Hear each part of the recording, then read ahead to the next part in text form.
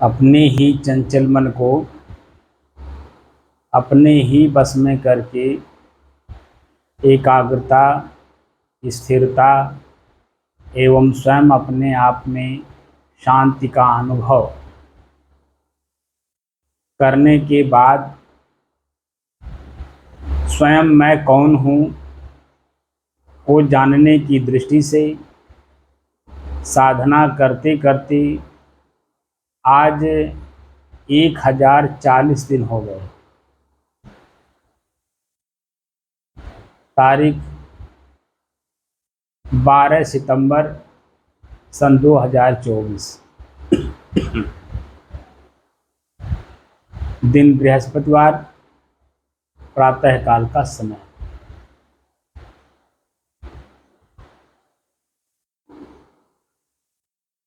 तीन पॉइंट था रमतल जी। क्या? मन एकाग्र हो, मन स्थिर हो, मन शांत हो। ये 3 पॉइंट में हम लोग कितना सफल हुए? जानकारी सबको हो गई। हैं? जानकारी सबकी हो गई। जानकारी सबकी हो गई ना। मन एकाग्र हो गया, लगातार एक ही काम को कर रहा है, एकाग्रता हो गई। और लगातार जो भी काम किया जाता है जब तक उसमें सफलता नहीं मिलती है तब तक मन को स्थिर रखना पड़ता है उसमें, और शांत भाव से उसमें काम करना होता है। ये 3 पॉइंट तो समझ में आई गई और हम लोग लगातार उसी काम को कर रहे हैं। प्रश्न है कि इन तीनों के बाद स्वयं मैं कौन हूँ? जो श्वास को देखा जा रहा है तो श्वास और मैं, श्वास में 6 चीज़ें और वो 6 चीज़ों में श्वास के 6 टुकड़े हो गए। तो क्या वो 6 टुकड़े मैं हूँ या उनको जानने वाला मैं हूँ? उनको जानने वाला मैं हूँ। श्वास तो मैं हूँ नहीं जी। अगर श्वास नहीं हो तो श्वास 6 टुकड़े में हुआ, वो तो भी मैं नहीं हो सकता हूँ। हो सकता हूँ? नहीं हो सकता हूँ ना। अब उसमें जो सुगंध होगा, दुर्गंध होगा, ठंडी आएगी, गर्मी आएगी, पसीना आएगा, जो कुछ भी होगा वो समय समय से होगा ना। और उसको कौन देखेगा? मैं स्वयं देखूंगा। और मैं स्वयं ही उसको देखता भी हूँ, जानता भी हूँ, समझता हूँ और परखता भी हूँ। तो क्या दिखाई देता है समय समय से? ये सब प्रकृति में हो रहा है। पसीना हो रहा है तो कहाँ हो रहा है? गर्मी के कारण हो रहा है। तो गर्मी क्या है? प्रकृति है, अग्नि तत्व है जिसके कारण ऐसा हो रहा है। अब धीरे धीरे ठंडी आएगी क्योंकि बारिश हो रहा है, तो बारिश के कारण मौसम ठंडा हो रहा है और मौसम भी ठंडा वाला आने वाला है। तो धीरे धीरे जल तत्व अब प्रभावी होगा हम लोगों के ऊपर। तो जो जल तत्व हम लोगों के ऊपर प्रभावी होगा जी, वो अपने को समय से दिखाएगा कि ठंडी अब जल तत्व का बढ़ रहा है। उसको कौन जानेगा? उसको भी मैं ही जानूंगा, क्योंकि जल तत्व मेरे शरीर को स्पर्श करेगा और शरीर मुझे बताएगा कि वर्तमान में ठंडी है। तो 3 चीजें हो गई कि नहीं? जल तत्व हो गया, मेरा शरीर हो गया और मैं हो गया। 3 चीज हुई ना। तो तीनों चीजों में मैं कौन हूँ? मैं तीनों नहीं हूँ, मैं उसको जानने वाला हूँ। 3 चीज तो हुई, जल तत्व, शरीर और मैं। तो तीनों में मैं कौन हूँ? मैं जानने वाला हूँ। वही तो तीनों में से एक है कि नहीं है? जी, तीनों में से एक है। तो आप कैसे कह रहे तीनों में तीनों नहीं है? 3 से एक मैं है, जानने वाला मैं हूँ। तो धीरे धीरे जब ऐसे हम अपने आप को मोड़ेंगे तब अपने को समझ पाएंगे कि मैं कौन हूँ। क्योंकि अब 3 चीजें हमें समझ में आ गई, एकाग्रता, स्थिरता और शांति। और शांति में ही कोई चीज, उसका जो निष्कर्ष है ना, शांत मन से ही निकलता है। तो शांत मन अगर ना रहे तो निष्कर्ष कुछ निकलेगा? कुछ नहीं निकलेगा, क्योंकि पहले तो मन चंचल है वैसे ही और किसी एक काम को कर नहीं रहा है, एकाग्रता उसमें है नहीं। तो जब तक एकाग्रता ना हो और स्थिरता ना हो, मन शांत ना हो, तो निष्कर्ष कैसे निकलेगा? अब हम लोगों को निष्कर्ष निकालना है धीरे धीरे कि आखिर इसमें मैं कौन हूँ, स्थूल शरीर हूँ या सूक्ष्म शरीर हूँ या कारण शरीर हूँ या इन तीनों को जानने वाला, तीनों से अलग कुछ और हूँ। जी धीरे धीरे जब हम अलग अलग बढ़ेंगे तो हमको समझ में आएगा कि मैं कौन हूँ। जी क्योंकि कारण शरीर कहने वाला भी तो मैं ही हूँ, जी तो कारण शरीर से भी तो परे हुए। जी क्योंकि जिस समय हम लोग नींद में रहते हैं कुछ भी ज्ञान नहीं रहता है। जी जी इसका उदाहरण मैं बार बार दे रहा हूँ कि नींद अवस्था में चेतना रहती नहीं है, जी कुछ नहीं रहती। यानी अग्नि तत्व तो रहता नहीं है। जी अग्नि तत्व न रहने की वजह से कुछ दिखाई नहीं देता, क्योंकि मैं अपने आप में रहता हूँ। जी शुद्ध अगर देखा जाए, मैं अपने आप में जब रहता हूँ तो वहां कुछ महसूस नहीं होता है, जी क्योंकि महसूस करने वाला भी वो भी एक प्रकार से मन ही है, जी वह सूक्ष्म है। और वो सूक्ष्म मन ही कहता है कि मैं हूं।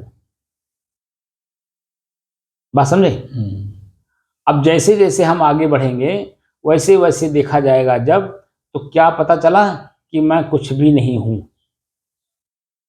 मैं जो हूं वहां तक मेरी पहुंच नहीं हो पा रही है कि मैं यही हूं। अब मैं जो कह रहा हूं मैं यही हूं, वह सूक्ष्म मन कह रहा है ना? तो मन कह रहा कि मैं यही हूं, जी क्योंकि मन के द्वारा ही हम सब कुछ जानते हैं। जो कुछ भी हम जानते हैं वो मन के माध्यम से ही जानते हैं। जी जैसे कोई भी अफसर अगर अपने जिले का कुछ जानकारी हासिल करना चाहता है तो किससे करेगा? अपने अधीनस्थ से करेगा। हम्म? अपने अधीनस्थ से करेगा। अधीनस्थ से तो करेगा, लेकिन वो किससे करेगा? अधीनस्थ उसके कौन है? उसका पीओ। जी पीओ को बोलेगा, अब पीओ जो अपने अधीनस्थ को जो सब कुछ भेजेगा ना, जी सबको लेटर लिख करके भेजेगा, ये चीजें जानकारी दीजिए, सर मांग रहे हैं। तो हमारा पीओ है हमारा मन। जी हम जब जानकारी चाहेंगे तो किससे चाहेंगे? अपने मन से ही चाहेंगे, और मन जो है वो ढूंढ करके हमें देता है। तो किससे ढूंढवाता है? आंख से अलग ढूंढवाएगा, कान से अलग ढूंढवाएगा, जीभ से अलग ढूंढवाएगा।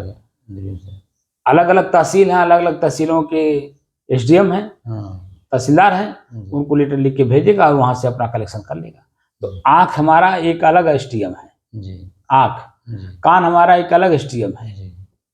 तो उससे उससे कलेक्शन करता है, और कलेक्शन करके मन बुद्धि बनाता है। अब बुद्धि बना करके तो मन चेतना को कहता है कि इसको निश्चय कर लीजिए, यही सही है। लेकिन क्या सही है क्या गलत है वो तो बाद में पता चलता ना, परिणाम आने पे। अब परिणाम जो है तुरंत नहीं मिलता है, वो थोड़ा सा समय लेता है। और जैसे समय आता है जैसे अपने आप में पश्चाताप होता है, आत्मग्लानि होती है, घृणा होती है कि ये मैंने क्या कर दिया, क्योंकि मैं और तह तक गया नहीं। और तह तक गया होता तो आज ये दशा नहीं देखनी होती। तो कहने का तात्पर्य है कि जैसे जैसे हम अस्थूल से सूक्ष्म की ओर जाएंगे और सूक्ष्म से सूक्ष्मोत्तर की ओर जाएंगे, वैसे वैसे पता चलेगा कि कुछ भी मैं नहीं हूं, और जो मैं हूं वहां तक मेरी पहुंच हो ही नहीं पा रही है। तो धीरे धीरे धीरे धीरे धीरे धीरे, तो तदासीत शब्द का प्रयोग मैंने किया था ना, तदासीत है, वही हो जाना। तदासीत का मतलब वही हो गया। जब हो गया तो पता कहाँ चलता है? जैसे नींद में आप जब चले गए तो कहाँ कुछ पता चलता है? पता नहीं चलता, क्योंकि वही हो गए आप। जब हम वही हो जाते हैं तब कहीं हमारा मन, चित्त, बुद्धि, क्रिया, इंद्रियां, उनके विकार कुछ कहीं पता नहीं चलता है, कुछ रहता ही नहीं है। तदासीत हो गए। तो तदासीत वाली जो स्थिति बनेगी वो हमारी अपनी होगी, उसमें हमारा कोई शब्द पहुंच नहीं पाएगा। शब्द जहां तक पहुंच रहा है इसका मतलब मन पहुंच रहा है। प्रकृति है सब, और सब प्रकृति है, मन भी प्रकृति है। तो धीरे धीरे धीरे धीरे हमको अपनी तरफ मुड़ना है कि मैं कौन हूं। मैं स्वयं को जानना चाहता हूं, तो स्वयं को जानूं कैसे? बस धीरे धीरे श्वास को देखते रहिए, श्वास के माध्यम से अपने आप को पढ़िए कि क्या ये श्वास मैं हूं। ये जो श्वास चल रहा है, ये श्वास हमें कितने दिन के लिए मिला है, कितना गिनती के अनुसार हमें मिला हुआ है। एक दिन खत्म होगा। एक दिन में कितने श्वास चलते हैं? 21,600। 21,600। और एक दिन हम लोग कल का खत्म कर दिए 21,000। और 21,000 हमने अपना खत्म कर दिया तो कमाया क्या? कुछ तो कमाई होनी चाहिए ना।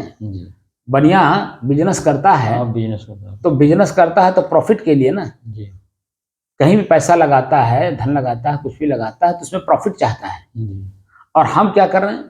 खर्च कर रहे हैं, सिर्फ खर्च करते जा रहे हैं। तो जब आय का स्रोत बनाएंगे नहीं तो बता दीजिए जन्म फिर आपका वो जो खर्च हो गया वो नुकसान हो गया कि नहीं? जी हो गया। तो वो तनाव का कारण बनेगा कि नहीं? बनेगा। तो तनाव का कारण ना बने इसलिए हमें उससे प्रॉफिट भी लेती रहनी है। अगर प्रॉफिट नहीं लिए तो वो मेरे दुख का कारण बनेगा। इसीलिए श्वास श्वास सुमिरन की बात कही गई कि एक एक श्वास हमारा जो चला जा रहा है वो लौट के नहीं आ रहा है, और जो आ रहा है वो दूसरा है, पहले वाला नहीं है। दूसरा है, क्रम से चल रहा है ना। और जितना हमें मिला, जितना लाख करोड़ जो भी मिला होगा श्वास, ठीक है, अगर 21,600 है और आपको 60 साल जीना है, कितने हजार आपके हो जाएंगे? 21,600 24 घंटे में आपके श्वास चल रहे हैं। एक दिन में 24 घंटे में 21,600 ये हो गया 24 घंटे का। तो 30 दिन का कितना हो गया? 30 का बड़ा कर दिया जाए,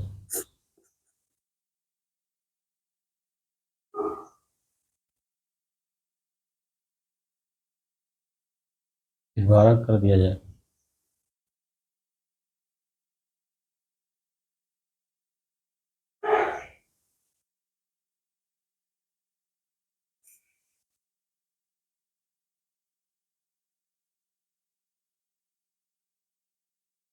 फिर 60 दिया जाए। 30 दिन का हो गया 6,48,000। फिर 12 किया जाए। ठीक है, अब 12 का कर दीजिए, मैंने 12 महीना हो गया। 1 साल का हो गया।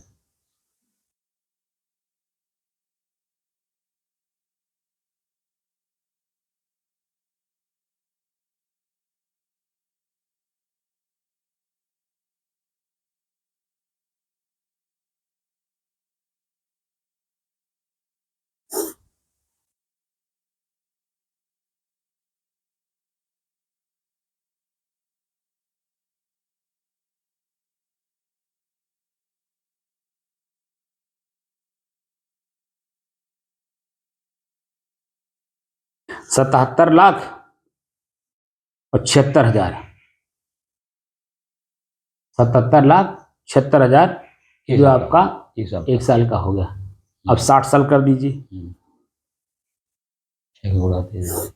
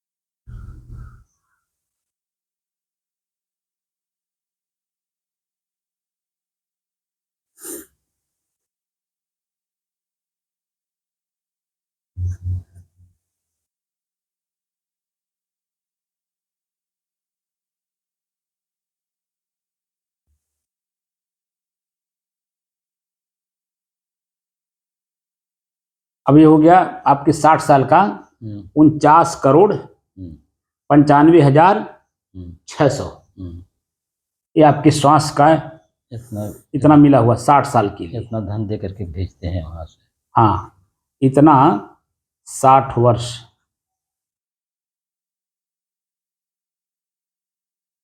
ये हमको श्वास मिला हुआ है 60 साल के लिए। 49,95,600 श्वास हमको मिला है। और आपकी उम्र कितनी हो गई? अरे 78 हो गए। हैं 78। 78, तो 18 वर्ष इसमें और जोड़ दीजिए। और खुल जाएगा।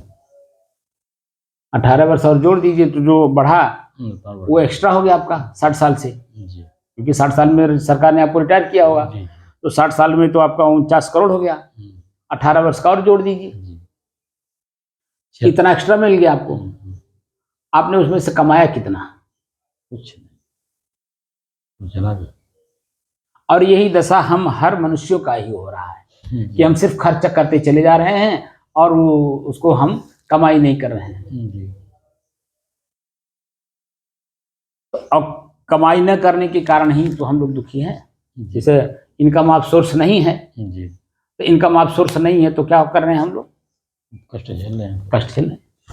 तो कष्ट झेलने के लिए नहीं ना हम लोग साधना कर रहे हैं, हम लोग साधना कर रहे हैं कष्ट मुक्त होने के लिए, कष्ट झेलने के लिए नहीं, कष्ट मुक्त होने के लिए। तो अब क्या करना, अपने श्वास, एक एक श्वास, इसीलिए मैं कहता हूँ ना परख परख पर, परख परख पर जब आप चलेंगे, एक एक परख चलते हैं, हमारा श्वास खर्च होता है, तो एक श्वास में कभी कभी आप देखिए कि दो दो श्वासें आ जाती हैं, 2 बार की श्वास, क्योंकि तेज चलने लगता है ना, उससे आ जाएंगे तेज के कारण जो है दूसरा भी आ जाता है ना एक साथ में जी। और बहुत स्लो चल रहा तो रोग हो गया, तेज चला तो भी रोग हो गया, और धीरे चला तो भी बराबर जब चलेगा। लोग तो 4 ही सांस निकालते हैं 1 मिनट में। जोगी लोग 4 सांस निकालते हैं 1 मिनट में। जोगी लोग क्या करते हैं ये आप कहाँ कैसे समझ पाओगे? आप अपने को पहले समझो ना, आप समझ जाओगे कि जोगी लोग क्या करते हैं। हम लोग तो सब एवरेज में क्या होता है, ये मतलब एक सांस में 4 सेकंड लग जाएगा एवरेज, मतलब शांति से देखा जाए घड़ी को तो 4 सेकंड लग जाएंगे सांस में। हम ये कह रहे हैं कि ये एक परग जो हम चलते हैं, तो शरीर की क्रिया होती है ना, क्रिया होती है। अब जैसे हम लोग बैठे हैं तो सामान्य है जी, क्रिया कुछ नहीं हो रही है, तो श्वास अपने चलने में अधिक लगेगा, वही तो मैं कह रहा हूँ ना, तो चलने में तेज चलेगा कि नहीं चलेगा? तो हमारी श्वास की गति तेज हो गई कि नहीं होगी? चलने में अब तेज हो गई जानवर, वो हमारा 2-3 श्वास लेगा कि नहीं लेगा? फादी चला जाएगा, फादी चला जाएगा कि नहीं चला जाएगा? हम ये कह रहे हैं, या गुड़ाई करना हो, इसमें कोई भी काम करिए, मैं परख परख के मतलब क्या कह रहा हूँ, परख परख में कुछ भी आप करिए बढ़ेगा, तो श्वास की गति तेज होगी कि नहीं होगी? जी होगी, बढ़ती जाएगी। और वही तो हमारे दुख का कारण बनता है, ब्लड प्रेशर बढ़ाएगा, तनाव देगा, शरीर में रोग पैदा करेगा, अचानक हार्ट अटैक हो जाएगा, अचानक ब्रेन हेमरेज हो जाएगा। और इस रीजन तो वो हमारा श्वास आराम से 49 करोड़ 96,000 कितना है, यहाँ लोग 50 करोड़ मान लीजिए, 49 करोड़ 95,600, 49 करोड़ 95,600 श्वास जो है हमें 60 साल में लेना है। तो ये बीच में हार्ट अटैक क्यों हुआ, ब्रेन हेमरेज क्यों हुआ, या सुसाइड हम क्यों किए? इसी कारण कि अपने श्वास को हम बराबर रेगुलर रूप में सामान्य रूप से नहीं ले पा रहे हैं ना, वो तेजी के साथ ले लिए तो वो हमारा खर्च हो गया कि नहीं हो गया? जो कि हमें 49 करोड़ 95,600 श्वास गिन करके भेजा गया है सामान्य रूप से। तो हम जब तनाव नहीं लेंगे तो हमारे श्वास की गति तेज चलेगी? नहीं चलेगी, सामान्य चलेगी। सामान्य चलेगी कि नहीं चलेगी? और हम आराम से देख करके, जान करके, समझ करके चलेंगे कि परग, तो हमारे श्वास की गति कहीं तेज चलेगी? नहीं चल पाएगी। इसीलिए श्वास श्वास सुमिरन की बात कर रहे हैं ना, एक एक श्वास सुमिरन की बात करते हैं। सुमिरन का मतलब स्मरण, सुमिरन शब्द भ्रमित हो गया, वो पंजाबी भाषा में चला गया, सुमिरन शब्द हो गया, वो है स्मरण। स्मरण का मतलब ख्याल करना। एक एक श्वास जब आप ख्याल करेंगे तो आपके अंदर में एकाग्रता, स्थिरता और शांति का अनुभव हर परग में आपको महसूस होगा। तो आप अपने आप में स्थिर रहेंगे तब तो, बिना स्थिर रहे कैसे होगा? तो जब अपने आप में स्थिर नहीं है तो श्वास श्वास का कैसे हम सुमिरन करेंगे? इसका मतलब है कि हम स्थिर नहीं है। हम जैसे बाहर इस कमरे से निकलते हैं, हमारा चित्त चंचल हो जाता है, श्वास पे कहीं रहता है, दृश्य देखने में लग जाएगा, बात करने में लग जाएगा, वो मैं क्या बोला अपने खुद नहीं पता चलता है। तो एक एक श्वास जो हम जो शब्द बोलते हैं वो श्वास ले करके और छोड़ करके ही तो कर रहे हैं। एक एक श्वास का कहाँ पता चल रहा है? उसी में पता चलता है हमें क्या बोलना है, कितना बोलना है, कैसे बोलना है। श्वास को जब सुमिरन करेंगे तभी तो पता चलता है। श्वास में ही हमारे शब्द निकलते हैं जी। और पता चलता है कि हमारा श्वास कैसा चल रहा है। जी इसीलिए एक एक शब्द को भी देख करके बोलना होता है, समझ करके बोलना होता है, ताकि सामने वाला शांत भाव में जैसे पहले था बात करने से, वैसे ही बात करने के बाद भी उसी तरह से शांत भाव में रहे। क्योंकि हम बात करते समय उसको शांति बनाए रखे हैं, यानी तौल करके बोल रहे हैं, जी ताकि उसके मन में उद्वेग पैदा ना हो, उत्तेजित ना हो सामने वाला। जी बात समझे? जी। इसीलिए श्वास श्वास सुमिरन करो। इसलिए कह रहे हैं वृथा श्वास मत खोए। एक श्वास भी अगर हमारा जा रहा है, हम तो कितना कमाई किए थे लेकर के, एक्स्ट्रा मतलब उतना हम लेकर के आए थे, और उसको हम कितना खर्च कर दिए हमें मालूम नहीं है। अब तो आपका प्रारब्ध है कि 18 वर्ष और आपको मिल गया,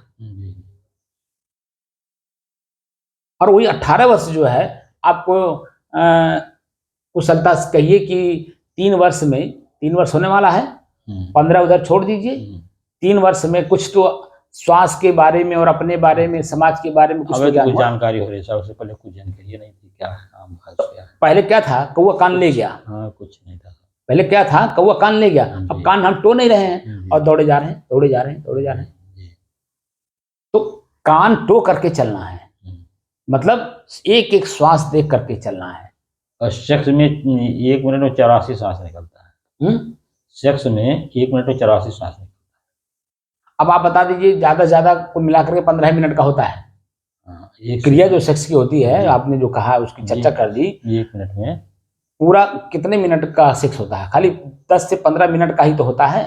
और उसमें जन्म आपने कितना श्वास खर्च कर दी। हाँ, ये मतलब इतना होता है। और वही जन्म जब शिथिलता आ जाती है, तो जब शिथिलता शरीर में, जिसे जो जोश है, तो जोश में आपका श्वास तो तेजी के साथ चल रहा है, सबसे ज्यादा तेजी से चलता है। हाँ, क्रिया के समय। लेकिन जैसे शिथिल हुए तैसे आपके शरीर की जो वीर्य शक्ति है बाहर निकल गया, शरीर शिथिल हो गया। तब उस समय में क्या होता है, तो पश्चाताप, आत्मग्लानि, घृणा, ये सब मिलता है। और जोश में जब हम अपना कितना खर्चा कर दिए, श्वास तो खर्चा किए ही, वीर्य को भी खर्चा कर दिए, और उसकी वजह से नुकसान कितना मेरा हुआ। मेरी जो चेतना थी गायब हो गया, शिथिल हो गया शरीर। कुछ सुनने का मन नहीं, कुछ बोलने का मन नहीं, कुछ करने का मन नहीं, कहीं जाने का मन नहीं, बस खाली एक बस सोए रहो, बस यही आता ना। आलस निद्रा जब मुहाई उसी समय आती है। पूरा शरीर, जब तक हमारे शरीर की वीर्य शक्ति फिर अपने अपने जगह पर स्थान पे नहीं भर जाती है, तब तक जो है पूरा शरीर शिथिल रहता है, नहीं रहता है। हर प्रकार का रोग का कारण वही बनता है। लेकिन जब शरीर में वो रहता है, तब कहाँ हमें कोनो रोग का कारण बनता है? तो सामान रहते हैं, तो सामान रहते हैं। इसीलिए हमारे जो पूर्वज हैं ब्रह्मचर्य पालन करने की बात करते हैं। सतर्क होकर के ब्रह्मचर्य का पालन करवाते 25 साल पूरा। और उसके बाद भी जब जहाँ पे गृहस्थ परंपरा है, वहां पे पूरे 25 साल में एक बार संभोग की बात की है। उसके बाद 5 बार नीचे उतारा है, 5-5 साल पे। और उसके बाद जब नीचे ला तो 1 साल पे किया। लेकिन जब उससे नीचे उतारा तो कहा कि सर पे कफन बांध लो, जो मर्जी सो करो। भाई, जब तुमको अपने मन से करना, अपने ऊपर कुछ कॉन्फिडेंस ही नहीं है, विश्वास ही नहीं है अपने आप पे, तो तुम खाली मौखिक बात कर रहे हो। तो मौखिक बात कर रहे हो तो मौखिक जाओ, तुमको जो करना हो तो करो। भाई, सामाजिक रीति रिवाज को जो अनुभवी लोग हैं उनकी बात को नहीं मानना है, मनमानी चलना है, तो अपने मनमानी जो मर्जी सो करो। लेकिन सामाजिक रीति रिवाज से अगर चलना हो तो बड़े बुजुर्ग क्यों नीति बनाते हैं? क्योंकि वह उस रास्ते से गुजर चुके हैं। और जो रास्ते से गुजर चुका होता है वो उसको 1-1 इंच का पता रहता है। 1-1 इंच मतलब बहुत कुछ होता है। 1-1 इंच का ज्ञान रखते हैं, तब जाकर के नीति बनती है। और नीति को आप पालन नहीं करोगे तो क्या करोगे? जाओ, जो आपका मन करे वो करो। और जब मन जो करे कहेगा करना है तो बांस उछालता ही है। मन तो गर्त में ले जाएगा, गर्त में ले जाएगा। इसीलिए मन से ऊपर चित्त है, चित्त से ऊपर बुद्धि है। इसीलिए सदग्रंथ बताए गए हैं कि सदग्रंथों का अध्ययन करो, ताकि आपका मन शांतमय रहे, एकाग्र रहे, स्थिर रहे, पीसफुल रहे, एकदम अब आने अंदर में महसूस हो कि मतलब मेरा मन मेरे बस में है। और जब मन बस में करके काम करते हैं, कोई भी काम आप देखिए उसमें सफलता मिलते देरी लगती है नहीं, लेकिन जब मन चंचल करके करते हैं तो सफलता सामने होते हुए भी दूर हो जाता है, क्योंकि आपने चंचलता से काम किया, एकाग्रता से, स्थिरता से नहीं किया। इसीलिए जो है चंचल मन जो है आपको पास में होता हुआ वस्तु वो दूर करा देता है। इसीलिए जीवन को चलाने के लिए एकदम शांतमय रहना पड़ता है। इसीलिए आंख से देखा हुआ दृश्य भी अनदेखा कर देना होता है, क्योंकि श्वास, जब हम श्वास को और दृश्य को देखते हैं तो हमारी श्वास की गति तेज चलने लगती है।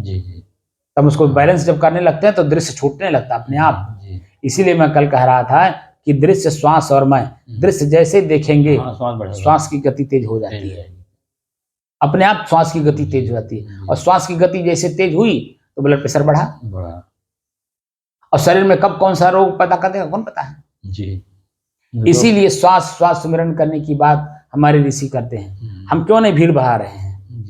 इसका यही कारण है, क्योंकि भीड़ बढ़ेगा मुंडे मुंडे मतिर भिन्ने, जितने लोगों के यहाँ बैठेंगे उतने उनके दिमाग होगा।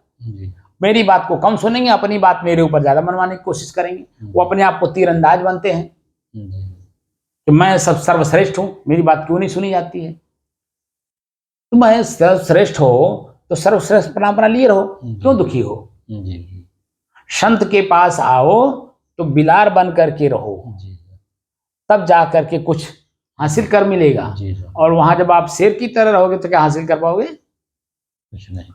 संत तो संत होता है जी, उसको आपसे क्या मतलब है जी? भाई वो अपने बुराई को त्याग करने आया है जी। वो अपने बुराई त्याग करने में लगा हुआ। आपको अपनी बुराई त्याग करनी हो तो रास्ते का राही बन जाओ जी। तो आपको भी जन्म जो समझ में आएगा, धीरे धीरे मोटी मोटी चीजें तो पहले भी छूटेगा जी। और जब मोटी मोटी चीजें छूटेगा तो धीरे धीरे बारीक भी चीजें समझ में आने लगेगा, और जैसे बारीक चीजें समझ में आने लगेगा तो वो भी छूटने लगेगा जी। छोड़ना तो है ही है, चाहे रो के छोड़ो चाहे हंस के छोड़ो। तो संत जो उनमें छोड़ने के लिए हंस करके बताते हैं जी, कि रिजाइन दे दो, न कि जन्म आप निकाले जाओ जी, खुद निकल जाओ जी, तब आपकी बहादुरी है जी। और अगर आपको निकाल दिया जाए तो कौन बहादुरी है जी? निकाल देने का मतलब धक्का मार के निकाला जाता है जी। जो कष्ट सह करके हम लोग शरीर छोड़ते हैं तो धक्का मार करके निकाला जा रहा है। पीड़ा, एक्सीडेंट, ये सब क्या है? उतावलेपन में तो हो रहा है। और क्या हो रहा है? हार्ट अटैक हो रहा है, ब्रेन हेमरेज हो रहा है, कैंसर हो रहा है, पीड़ा, सब क्या हो रहा है? पीड़ा तो है, धक्का मार के प्रकृति आपको निकाल रही है। इसीलिए जान करके, देख करके, समझ करके काम को करिए, ताकि जब हमारा श्वास रेगुलर 49,95,600 जो हमारी श्वास हमको मिला हुआ 60 साल के लिए, वो पूरा कम से कम हम उसको भोग सकें, बीच में ना हम अटक जाएं। जैसे जब हम लोग यात्रा पे जाते हैं तो जेब भर करके जाते हैं, ताकि यात्रा में कहीं कोई कमी ना आने पावे, लौट वापस हम अपने घर सकुशल वापस लौट आवे।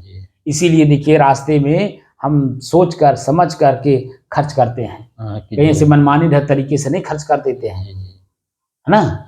इसीलिए हम लोग यात्रा पे हैं, तो यात्रा पे जिसने भेजा उसने हमको 49,95,600 श्वास में दे रखा है, और उस श्वास को खर्च करना है हमें, और सकुशल हमें घर भी वापस जाना है, जहां से आए हैं वहीं वापस जाना है। तो जब वहां जाएंगे और श्वास हमारा पर्याप्त मात्रा में हमारे साथ रहेगा तो कोई दिक्कत होगी वापस जाने में? नहीं होगी। तब इसीलिए एक एक परग चलते हुए आप देखिए कि मेरी श्वास की गति कैसी चल रही है। एक एक परग हम चल रहे हैं तो हमारे श्वास में हमें क्या मिल रहा है? एक एक परग चल रहे हैं तो कहाँ ठंडी मिल रही है श्वास में, कहाँ शीतलता मिल रही है, कहाँ सुगंध मिल रहा है, कहाँ गर्म हवा मिल रहा है, कहाँ तेज चल रहा है, कहाँ मध्यम चल रहा है, कहाँ धीरे हो रहा है। ये सब चीजें जब हम कैलकुलेट करने लगते हैं तो धीरे धीरे हमारे चाल भी जन्म स्थिर होने लगती है। हम जो क्रिया करते हैं, चलते हैं या काम करते हैं, उस काम में भी स्थिरता आने लगती है, उस काम में भी स्थिरता आने लगती है। हम लोग 1040 दिन हो गया, लगभग 3 साल पूरा होने वाला है।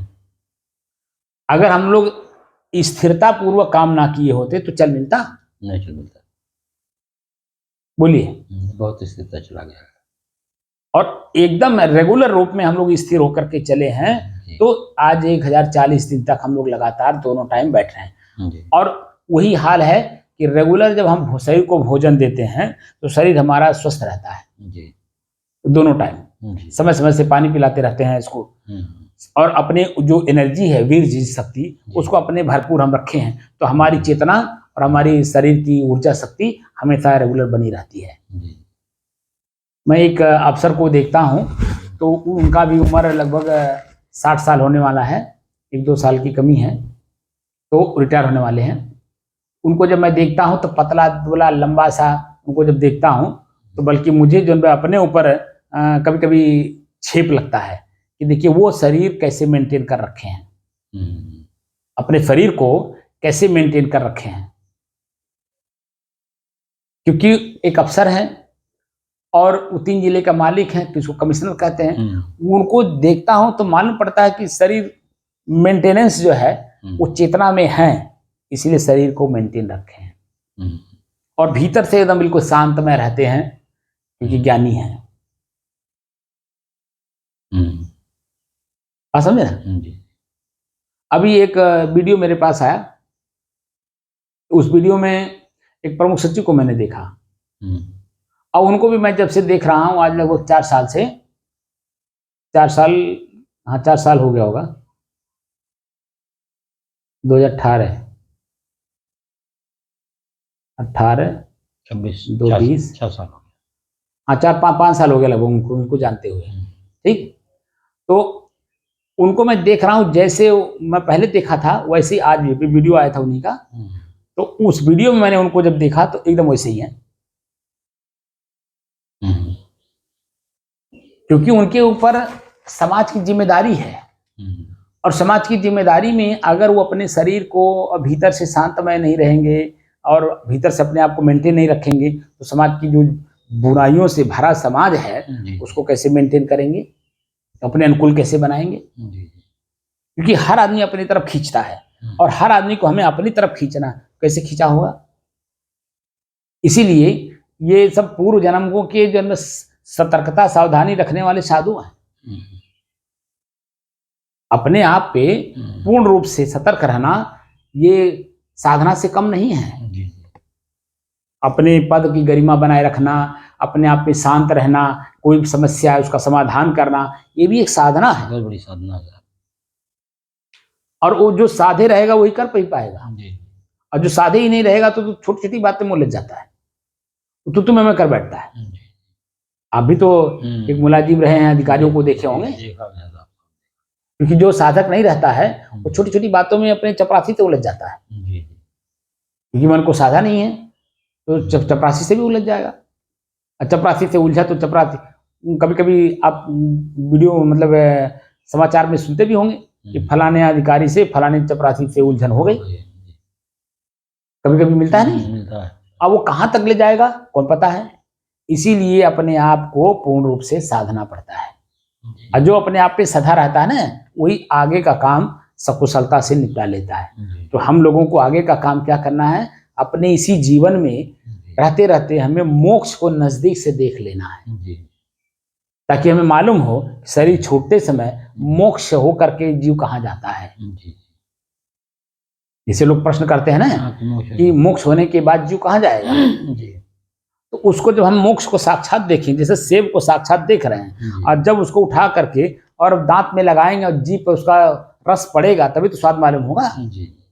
तो साक्षात हम पहले देखें तो सेब की तरह, और उसको उठा करके जब हम अपने आचरण में लगाने लगेंगे, आचरण में आचरित करने लगेंगे, तो उसका स्वाद भी मालूम हो जाएगा कि मोक्ष का स्वाद कैसा होता है, या मोक्ष होने के बाद जीव की स्थिति क्या होती है, या जीव कहाँ जाता है, कुल मालूम हो जाएगा।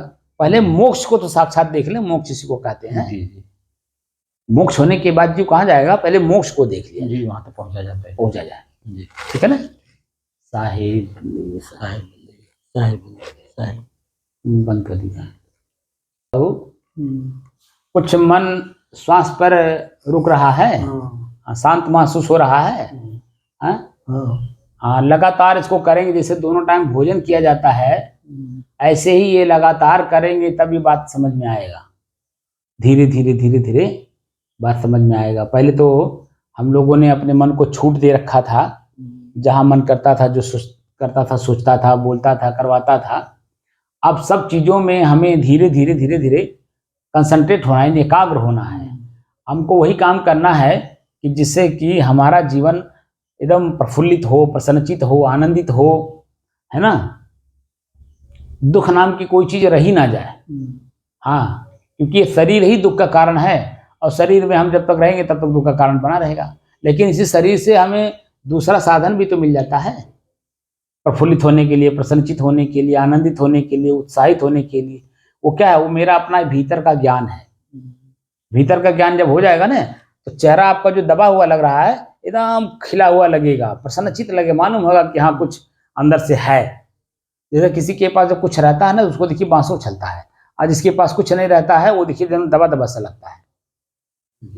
तो ऐसे ही जब आपके पास कुछ है नहीं, इसीलिए चेहरा दबा दबा से लग रहा है, और जब कुछ प्राप्त करने लगेंगे तो चेहरा अपने आप खिलने लगेगा, यानी प्रसन्नचित अंदर से रहेंगे। हाँ, उसको काम को करते रहिएगा, उसको रेगुलर करते रहेंगे तो आपको उसका लाभ मिलता रहेगा, धीरे धीरे मिलेगा। जैसे खेती करते थे आप, अभी भी तो खेती करते होंगे कि नहीं करते हैं? अब तो नहीं करते होंगे। हाँ, अब तो है, हाँ कोई बात नहीं है, लेकिन देख रेख तो करना पड़ता होगा। वो बात नहीं कह रहा हूँ, दिमाग तो जात हुई का बोलिस का नाई बोलिस, हाँ निराई भैल कि नाई भैल सब मना। हाँ वही तो कह रहा हूँ, ये सब तो कमो कर ही परत हुई। भले पैरवा टूट गया, लेकिन चल फिर तो पा रहे हैं, नहीं पा रहे हैं। अगर चल फिर नहीं पाते तो घर से यहाँ तक कैसे आते? ऐसे ही वो खेतों तक भी जात हुई हैं। हाँ जाते हैं कि नहीं जाते खेत? देखिए, तो वही तो जो आप जो करते रहे होंगे खेती अपने मन से, अपने समय में, उस तरह का खेती नहीं होता होगा। तो देख करके मन कष्टित होता है कि नहीं? है मन पीड़ित होता है कि नहीं होता है? इसीलिए खेत पे मत जाया करिए, वो तो जो आपका प्रारब्ध है वो देगा। खेत पे जाएंगे तो आपके अनुकूल तो खेत मिलेगा नहीं, तो इसीलिए मन कष्टित होगा, पीड़ित होगा, और दूसरे के ऊपर जन्म गुस्सा होगा। तो गुस्सा जन्म अग्नि है, अग्नि स्वयं जलती है, दूसरे को भी जलाती है। इसीलिए खेत में मत जाया करिए, जो प्रारब्ध होगा अपना होगा ही। अब तो आप हाथ टूट गया, पैर टूट गया, पूरा शरीर जन्म एकदम लुंज पुंज हो गया, अवस्था जन्म अब चलने वाली हो गई है। इसीलिए अब घर पर भी बैठ करके बल्कि सोचिए, को देखिए, जितना ही श्वास, एक एक श्वास को सुमिरन करेंगे तो मन में कोई विकार आने नहीं पाएगा, और मन भीतर से दुखी नहीं होगा, पीड़ित नहीं होगा, तो खून नहीं जलेगा, शरीर के कम से कम खून तो यथावत बना रहेगा। क्योंकि क्रोध जब आता है तो देखिए, क्रोध में शरीर कांपने लगती है, इसका मतलब है कि खून हमारा जलाने लगता है। स्वाभाविक बात है, अग्नि जहाँ रहेगी तो वहाँ खुद जलेगी, दूसरे को भी जलाएगी। तो क्रोध हमारे भीतर ना आने पाए, इस बात का ध्यान रखिए। इसलिए खेत के मेड़ पे जाइए ही मत। हाँ, अपना जो दृसंगा लोकसंगा वगैरह के लिए जाना हो तो जाइए, कोई बात नहीं है, लेकिन खेत के मेड़ पे ना जाइए, नहीं तो देख करके कष्ट होता है। हम लोग भी जब काम किए हैं पता चलता है। जैसे हम जब मगहर में रहे, विद्यालय जब तक हम अपने हाथ में देख रेख करते रहे, तब तक जो पहले बिगड़ा हुआ था, और जब मैं गए तो धीरे धीरे उसको सुधारा, और जब सुधारने के बाद फिर हमसे जब वहाँ से हमको हटा दिया गया, तो फिर मैं दोबारा नहीं गया, इसलिए कि वहाँ कष्ट होगा। क्योंकि वही व्यक्ति है जो पहले बिगड़ा हुआ था, अब मेरे समय में जरा थोड़ा बहुत कुछ सुधरा भी, तो फिर मनमानी हो गया। और जब फिर मनमानी हो जाएगा तो फिर आपको कुछ समझेगा? बोलिए, नहीं समझेगा ना, इसीलिए कष्ट होता है। इसीलिए जो पौधा लगाया जाता है तो उसमें मोह होता है, लेकिन वही आपके सामने अगर सूख जाए तो कष्ट होता नहीं होता है। इसीलिए हमारे गुरुजी कहते थे, इनको मैं कई बार बताया हूं उनको, कि हमारे गुरुजी कहते थे कि अपने झोपड़ी के बगल में कहीं भी जहाँ भी रहिए, एक फूल का पौधा भी मत लगाइएगा, क्योंकि फूल जब लगाएंगे तो पानी देंगे उसमें, पौधा भी लगाएंगे, पानी भी देंगे, और उसको सींच करके अपने लेवल पे करेंगे। अब पता चला जब उसमें फूल निकला, और कोई भी व्यक्ति उसको जब जैसे आंख से देखेगा तो बड़ा खूबसूरत लगा, और जैसे खूबसूरत उसको लगा, बट बिना पूछे जांचे जाके तोड़ लेगा, तो आपको कष्ट होगा कि नहीं होगा? इसीलिए वो फूल की पत्ती भी तोड़ने के लिए मना करते थे। कितनी ऊंची साधना थी उनकी, मन को साधे हुए थे। हाँ भाई, अगर आप अपने श्वास को बराबर रेगुलर चलाने देना चाहते हैं तो ये सब चीजों को आपको रोकना पड़ेगा। क्योंकि जब कोई चीज कोई तोड़ लेता है ना, तो श्वास की गति तेज होने लगती है, अब 1 मिनट में 1 सेकेंड में कितने बार श्वास चला कौन पता है। तो हमारा खर्च हो गया कि नहीं हो गया। जहाँ 1 रुपया खर्च होना है वहां 10 रुपया खर्चा हो गया। शांति भंग हुई तब ना श्वास तेज चला और उसमें मेरा सब नुकसान हो गया। इसीलिए खेत पे बिल्कुल मत जाइए, बल्कि वहां बैठ करके कुर्सी ले लीजिए आराम से बैठ करके। अब जो शेष समय बचा हुआ ना इसको श्वास पे ही लगाइए ताकि एकदम निर्मल होकर के शरीर छूटे। हाँ, कोई पीड़ा लेकर के ना शरीर छूटे। साहिब